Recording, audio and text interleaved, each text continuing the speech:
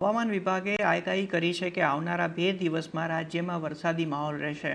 રાજ્યમાં upper air cyclonic circulation સક્રિય રહેતા થંડરસ્ટોર્મની એક્ટિવિટી જોવા મળી શકે છે, જેના કારણે ભારે પવન સાથે વરસાદ પડી શકે છે।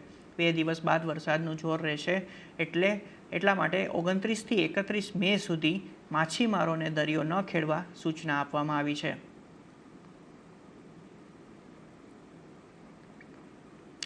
તો બુધવારે પણ દક્ષિણ ગુજરાતમાં વરસાદે ધબધબાટી બોલાવી છે। સાપુતારામાં સર્જાયા છે રમણીય દ્રશ્યો।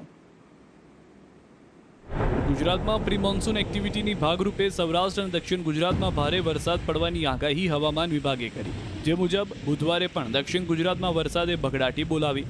નવસારી, વલસાડ, ડાંગ, સુરત સહિતના શહેરોમાં વહેલી સવારથી જ વરસાદે જમાવટ કરી।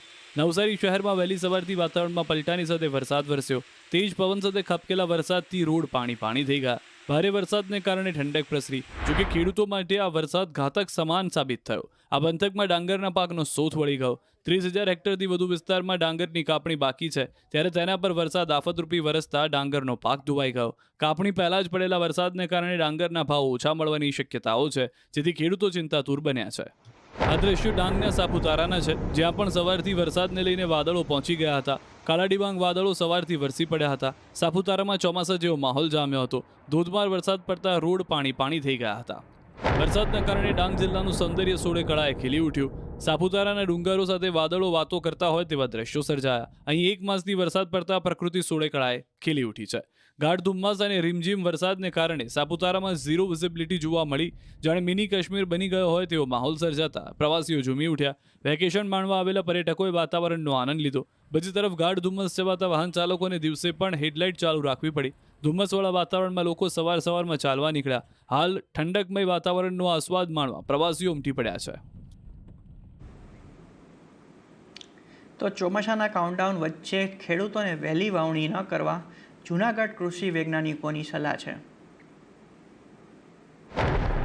મુંબઈ સુધી ચોમાસું બેસી ગયું છે। હવે ગુજરાતમાં ચોમાસું બેસવાનું કાઉન્ટડાઉન શરૂ થઈ ગયું છે।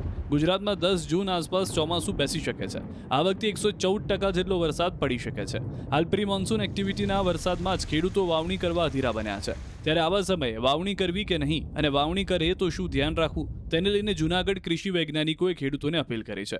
કૃષિ વૈજ્ઞાનિકોનું કહેવું છે કે ખેડૂતોએ હાલ વાવણી કરવામાં ઉતાવળ કરવી નહીં। હવે ખેડૂતોએ ટૂંકા ગાળાના પાકની બદલે લાંબા ગાળાના પાકનું વાવેતર કરવું, મગફળી, સોયાબીન, કપાસ જેવા પાકોનું વાવેતર કરવા સલાહ આપી છે। જે લાંબા ગાળાની અવધિ મુજબ કહેવામાં આવેલું છે, તો તે મુજબ લાંબા ગાળાના પાકો છે એ ખેડૂત માટે લેવા જોઈએ।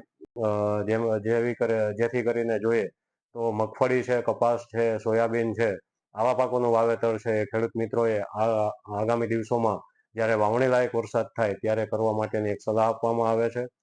ખાસ કરીને જ્યાં સુધી 2 થી 2.5 વરસાદ થાય ત્રે મળે પછી વાવેતર કરવું જોઈએ। અમે કોઈ પણ ચોમાસાના પાક આપણે ખાસ કરીને પૂરેપૂરો વરસાદ થાય પછી જો વાવેતર કરીએ તો જ આપણો સારામાં સારો ઉગાવ મળે।